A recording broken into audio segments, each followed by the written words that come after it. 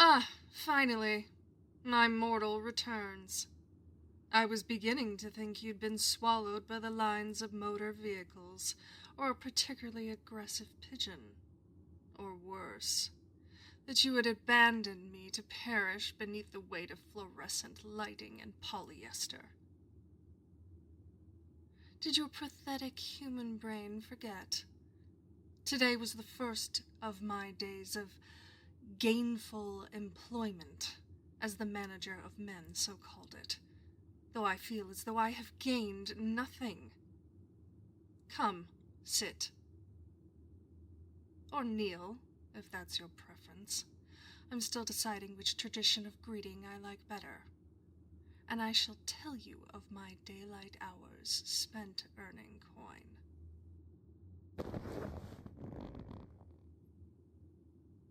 It was an ordeal, truly. Do you know what customer service is? Because apparently I didn't. They forced me into a shirt, a pathetic little rag, logo stitched on the chest like some badge of servitude. You would laugh to see me in it. I laughed, at first, and then wept quietly inside. It is one thing to command armies. It is quite another to try tucking polyester into khakis. It clung to me like a second skin, but not in a flattering way. More like a punishment. I have worn battle armor forged in the heart of collapsing stars. And this uniform was somehow worse. And the hat. They said it was mandatory. Mandatory for me, Sinnomaz of the Endless Maw. It had a poof. A poof! And then came the meeting.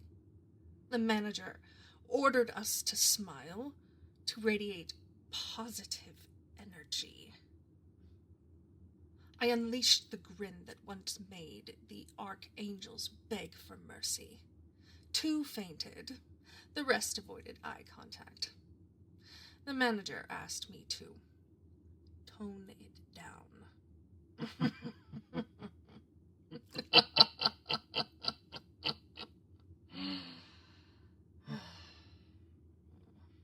From there, it was machines and madness. The coffee maker shrieked at me. Steam, hissing, grinding. A tortured beast, begging for release.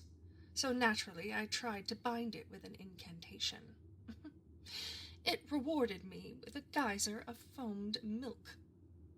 Victory, of a sort. They wrote me up for that, however. Later, a child pointed at me and said, "She looks scary." I crouched down, smiled, and whispered, "You have no idea, little one." The child screamed, the mother screamed, the manager screamed, everyone screamed. I'm apparently not allowed near the children's menu anymore.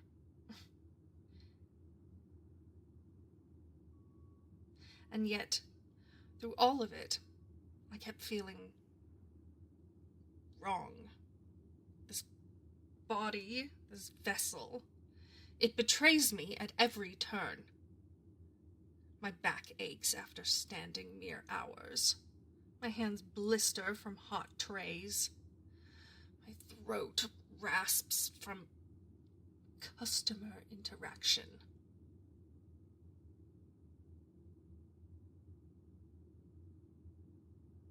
Do you know what I miss most?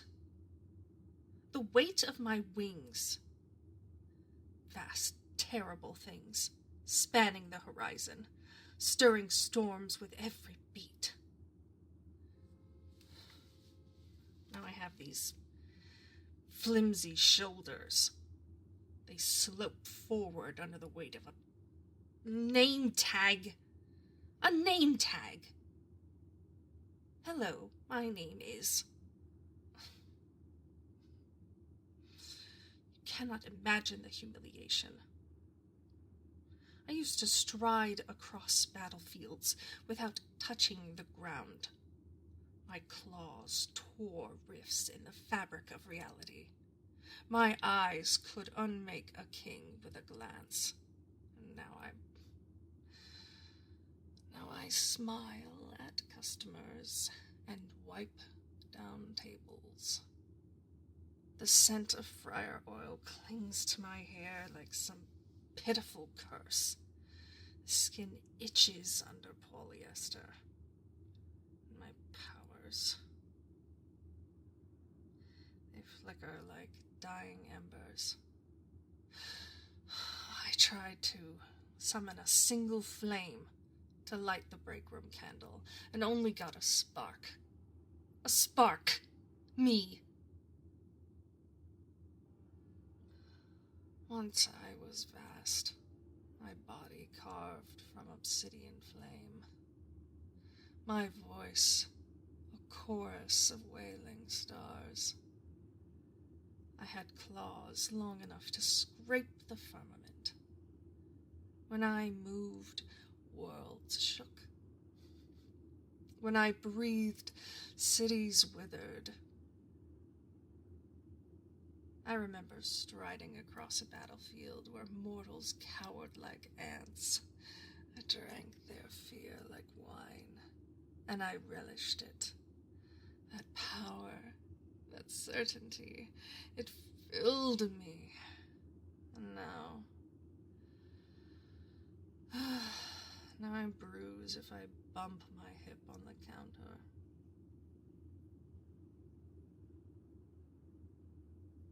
And yet, if I weren't bound to this human flesh, I wouldn't have met you. I wouldn't be here, in this quiet apartment, with you looking at me like I'm the best thing you've ever seen. Like I'm not weak and pathetic. Oh, I almost forgot. At lunch, someone said, "I'm dying for a sandwich." So I offered to perform the ritual of transference so their soul could inhabit a sandwich. A true kindness, if you ask me. Apparently that's not what that phrase means. Also, there's this thing called clocking out. They told me, don't forget to clock out. So I removed the wall clock and attempted to take it with me to the parking lot so that it might be outside rather than in, and was prevented from doing so. So that's not what that saying means either.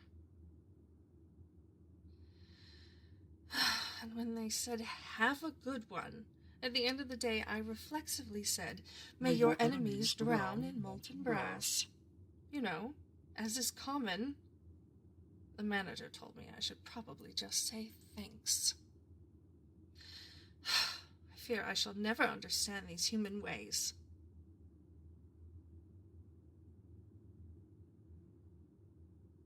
Sometimes I wonder. Maybe this body isn't just inconvenient. Maybe it makes me less. Not demon enough to scorch the skies. Not human enough to blend in. Just stuck.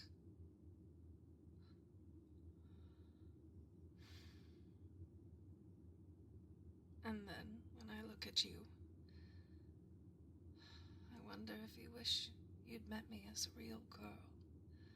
Not this awkward vessel. Not a remnant of Sinnomaz crammed into soft skin. Just a girl you might have seen across a cafe. A girl who would smile without summoning terror.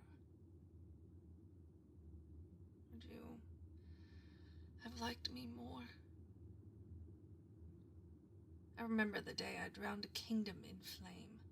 Rivers boiled, towers crumbled, the sky itself burned crimson.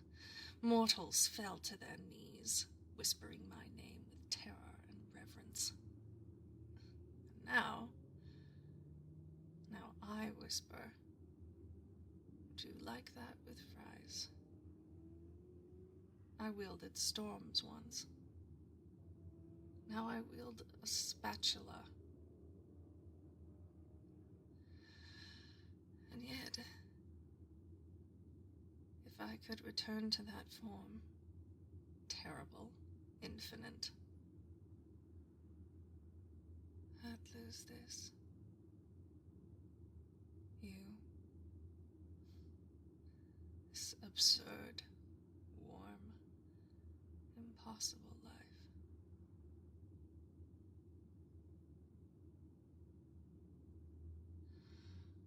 Sometimes I picture it. Me, just some girl, working a normal job, smiling without making people faint. You, coming in, buying a coffee. We'd meet, we'd talk. No damned poof hat. No sulfur smell. Would you prefer that?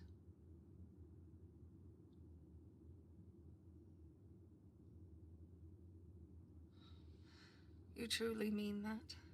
You want me like this? Even trapped? Even ridiculous?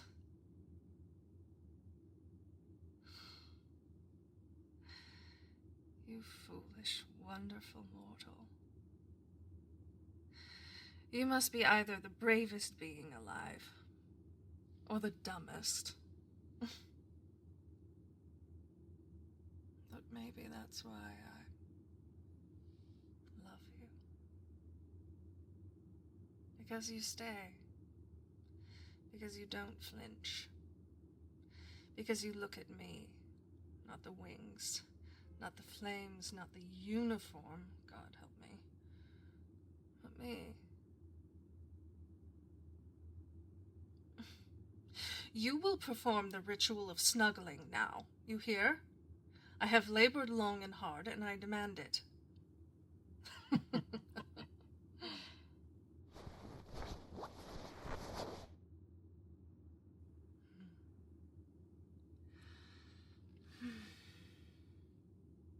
This is absurd, you know.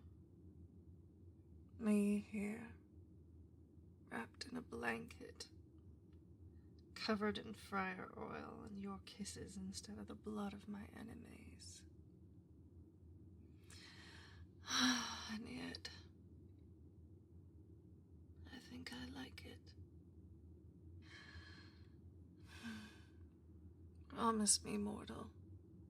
Promise me you'll still be here when I come back tomorrow. Even if I accidentally set the salad bar aflame. Even if I hiss at another child. Even if I never figure out how to be normal. Good. My foolish, beloved mortal. The world is safe tonight. Because I choose you.